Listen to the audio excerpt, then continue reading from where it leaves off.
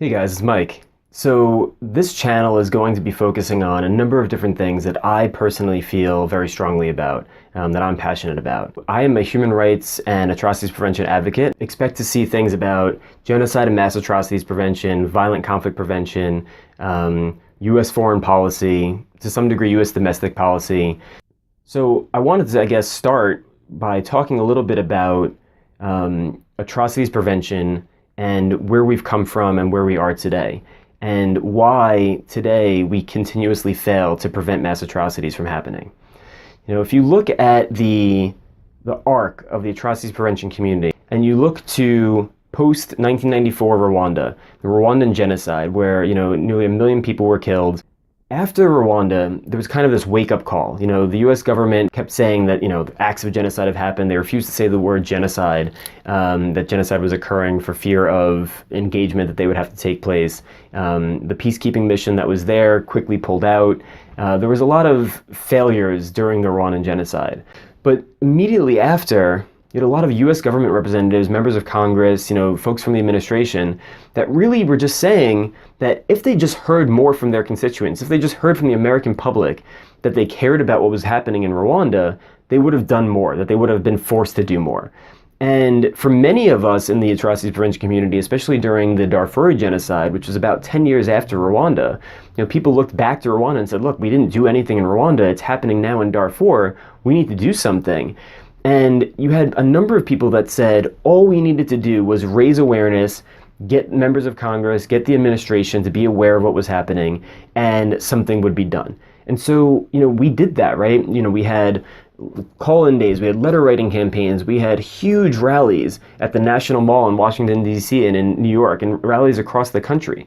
And people were aware. I mean, obviously, some people weren't. I remember wearing my Save Darfur t-shirt, on a train in New York, and somebody asking me, who's Darfur? But we did pretty much as you could do to raise awareness. People were pretty aware of what was happening in Darfur, as much as you could expect them to be. But there still wasn't enough action that was taken. The actions that were taken in Darfur, the creation of UNIMID, a UN peacekeeping mission, a lot of the increased sanctions and a lot of the awareness that was going on, and then definitely a lot of the aid that was happening. And without any of the awareness that was being, raised, and without any of the advocacy that was being done, I wonder how much further Khartoum and al-Bashir, President al-Bashir of Sudan, would have gotten with their mission of destroying the people of Darfur. But if you look, the genocide in Darfur happened, began around 2003. Now you're looking 13 years later, and the president of that country, the man who was the mastermind for this genocide, is still in power. He's still the president. And he's indicted by the International Criminal Court. He's an indicted war criminal and genocidaire. And he's still been able to travel relatively freely. He's even been welcomed more so lately than before into other African nations that before, maybe wouldn't have brought him there. If you look to Uganda and Museveni gave him a very warm welcome. And you have to think, how do we deal with these crises where, this man has been in power for so long and has been able to, pretty much undeterred, continue his assault in Darfur and expand his assault to South Kordofan and Blue Nile. And now you look to new crises, or newer crises, Salva Kiir in South Sudan, and to some degree when he was in the country, Riek Machar, and in Syria, Bashar al-Assad, the president of Syria, causing a lot of the mass violence and atrocities against their own people. And the international community isn't really well equipped to deal with that. There isn't really a mechanism to say, besides the responsibility to protect, which is not really a mechanism, but more of a norm that never really became a norm in international politics and international relations, is if there is a head of state that is causing or is negligently, responsible for mass atrocities in their country, war crimes, crimes against humanity, and genocide, there isn't a way for the international community as a whole, whether that's regionally, through a mechanism like the African Union, or, internationally, globally, through the United Nations, to say, enough is enough. You cannot be committing genocide or mass atrocities against your people. We are going to figure out a way to remove you from power, take over temporarily of your country, and put the country on a path towards peaceful democracy. That just doesn't exist. And that might sound extremely Western, especially coming from me, a white guy who lives in America, but we can't just be able to stand by and watch as mass atrocities and genocide unfold and continue undeterred. And, if you look at South Sudan, I think South Sudan is one of the best examples of this, because South Sudan is the world's newest country, first born in 2011. We had every opportunity as an international community to help make sure that South Sudan was put on the best path forward and lived up to the promises that the South Sudanese leaders, said they were going to accomplish for their people. And instead, it was a complete failure of state building. It was a complete failure of the ability to prevent mass atrocities from breaking out, even though that the warning signs were very clear from the earliest days of the country's independence. But if we can't learn lessons from that crisis, I don't know how we're going to ever plan to or be, successful in preventing atrocities elsewhere. And so, in this arc, you have, after Rwanda, early warning, early action. We need to raise awareness more and make sure that people are aware. You look at Darfur, people were aware. There wasn't necessarily an early warning, but people were aware and there just wasn't enough engagement. And so then the next kind of stage was, it's the political will. It's the will to intervene. You need to increase the political will. And, we've been trying to do that over these last few years in the atrocities prevention community. But at the end of the day, because we do not have a mechanism to deal with bad actors at the top that are causing the genocides and mass atrocities in their countries, it really, to some degree, doesn't matter how much of the political will is there when the international community as a whole isn't equipped to deal with these actors. So now you think about what we're focusing on, and more we're trying to figure out ways in which we can prevent these things from ever breaking out. There's a big difference between prevention and mitigation, and more often than not, when you hear prevention, you're really hearing things talking about mitigation, right? Violence is broken out. How can we prevent further loss of life? Well, that's mitigation, right? The violence is already broken out. You failed to prevent the violence from breaking out. Now you're trying to do damage control almost and prevent further loss of life that has already occurred and prevent the situation, maybe it's in a small location, from exploding into a larger, countrywide situation. But preventing mass atrocities really means preventing the atrocities upstream, preventing the violence from ever breaking out, figuring out the ways to deal with the root causes and the drivers of the violent conflict, and tackling those issues before violence ever becomes a thing.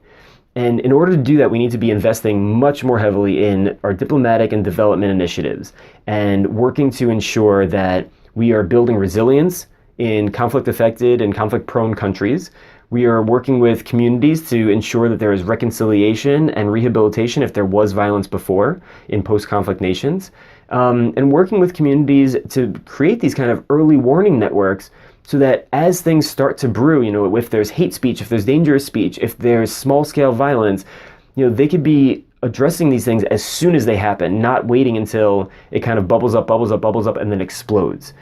And in order to do that, Congress and the administration needs to be able to focus on these things and make them a priority. President Obama, to some degree, has tried to do this through the Atrocities Prevention Board and through a number of his speeches in which he has said, basing on the Genocide Prevention Task Force report, that preventing genocide is both an achievable goal, but it's also, in our best interest as the United States to prevent these things from happening as a national security interest and as a, moral responsibility. And when you look at the amount of money that we end up spending, not only as the United States, but as the world, international donor community, on humanitarian aid after a crisis has broken out and on rebuilding a country after it has been, ravaged by violence, it far exceeds how much money and effort would go into preventing violence before it explodes into atrocities. If you look at the worldwide displacement crisis today, 65 million people have fled their homes, have been forcibly displaced, many of them, most of them, because of mass atrocities and violence in their communities.